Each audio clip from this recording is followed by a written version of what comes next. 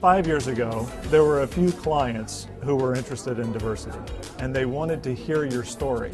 Today, that conversation is part of every client conversation. Bottom line is that corporations are not going to be able to compete in the global workforce, global economy, unless they incorporate diversity into their workforce as a business imperative. The globalization truly is occurring. Cultures are converging. Leaders are beginning to understand and appreciate that there is a business consequence for not appreciating and valuing diversity in the way you do business. The work changes. The work in Kenya is different from the work in New York. The work in New York is different from the work in Louisiana, which is different from the work in Germany. But the ability to create inclusive behaviors is the same, and it's the same everywhere, and that is the real challenge that faces us. We're going to have all colors and sizes and shapes and genders and persuasions and religions at the table, because there's no monopoly on talent. We've got to change the attitudes of people in the workplace so that, white people don't think that this African-American woman was hired because she's an African-American woman, and that African-American woman doesn't think, more importantly, that she was hired for that same reason. We have to believe we were chosen because we're the best people. Our own diverse workforce delivers better decisions, better innovation, better performance than we would without that diversity. So it's important for us internally as a business, and it's imperative for us with our clients. Good evening. Some Department of Public Works employees are leveling new accusations of racial discrimination tonight in the Cataract City. As News 4's Lori Schultz reports, they're asking the court to amend their lawsuit and take action. Seeing a hanging noose in the locker room is frightening, because when you feel that you go to work and you feel that you under these type of pressure, I mean, it's frightening.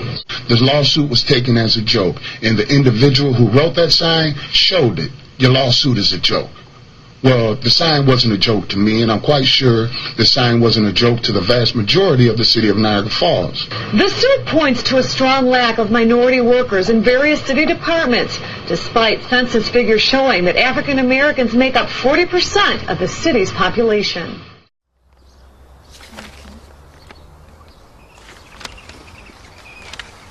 Excuse me. Sorry, do you speak English? No, I don't, sorry. Oh. My car's broken down, and I wondered if you could tell me where to find a garage.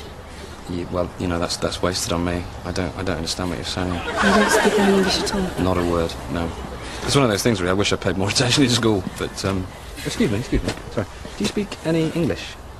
English? No. What's the problem? I don't know. I can't understand it. Hi, my car's broken down, and I need to find a garage. No, I'm sorry, I didn't understand that at all. All right, well, thanks. Tell you what, if you go down that way, about half a mile, there's a village. There might be somebody there that speaks English. Ich speak ein bisschen Deutsch. Sprechen Sie Deutsch? Deutsch, nein. Sprichst du Deutsch? Deutsch? Nein. Nur ein oder zwei Wörter, aber ich bin nicht fließend. I'm sorry, could you more help? Yeah, sorry about that. Hey, you never know. Next time you're over, maybe we'll have learned a bit of English for you. Ja, oder Deutsch vielleicht. Ja, das wäre toll. Thanks, anyway. I can speak English. So can I. Disabled people are entitled to equal rights to access to business establishments and employment. In California, building owners, hotels, restaurants, and commercial establishments, as well as employers, have an obligation to remove the physical barriers that prohibit employees or customers from exercising the same benefits in facilities. Ramps must be put in place, elevators, widened doorways, and ADA bathrooms so that disabled people do not get treated as second-class citizens. In the employment realm, disabled people have the rights to opportunity and access to employment. Now, who's disabled under the law? It's someone who is limited in one or more major life activities who is otherwise qualified to perform the essential functions of a job. For example, age discrimination happens every day here in California, especially when some of these younger .com hip video, computer generation. They want the freshest face just out of college. That doesn't necessarily mean that's the most qualified person for the job. There's much to be said about age and experience and having the knowledge that comes with having worked in a field for a number of years. In California, if you are over the age of 40, you are considered to be in a protected class. That is where the age discrimination line is drawn. If you are terminated and you're over 40 and you are replaced by someone under 40, that is what we call a prima facie case of discrimination. That means on its face, it looks bad.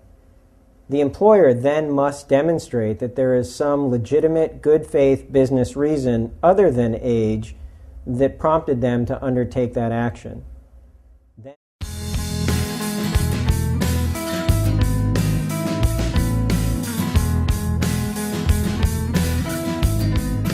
What's great about working for IBM is that I can feel open when I come to work. It's an authentic place, and I'm supported by my friends and colleagues, and even the president and the senior leadership team.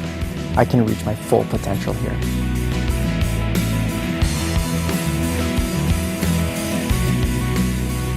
I'm part of an invisible minority group, gay, lesbian, bisexual, transgendered, GLBT. And what's unique about this group is that it's represented in all other diversity network groups. And when working with people from our constituency group, it's important not to make assumptions, because 6 to 8% of the time, you may make an incorrect one. For example, when asking about someone's relationship status, consider using the word partner, as it's more inclusive and will make the person feel more comfortable.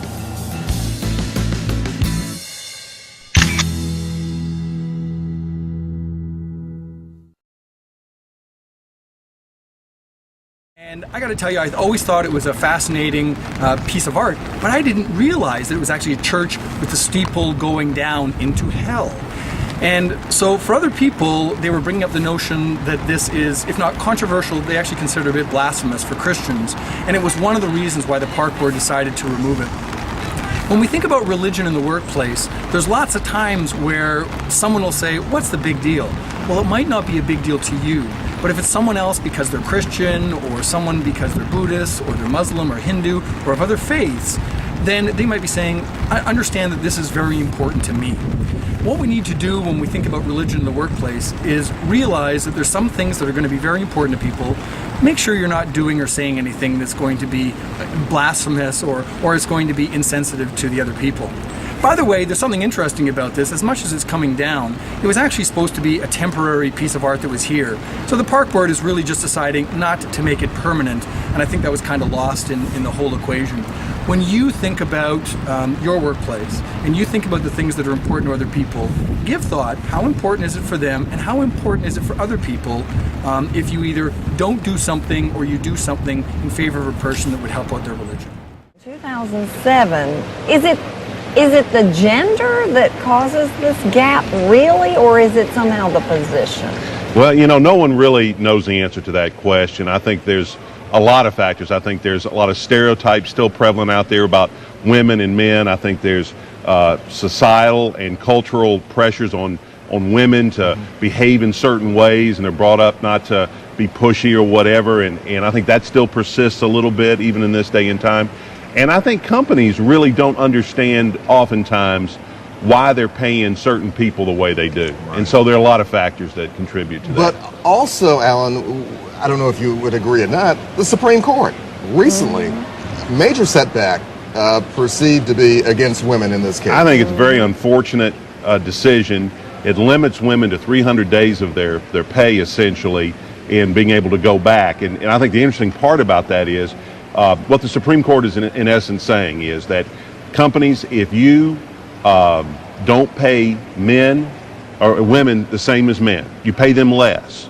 You don't even have to pay them a year's back wages for that. They're limited to 300 days. And I just think it's very, very unfortunate.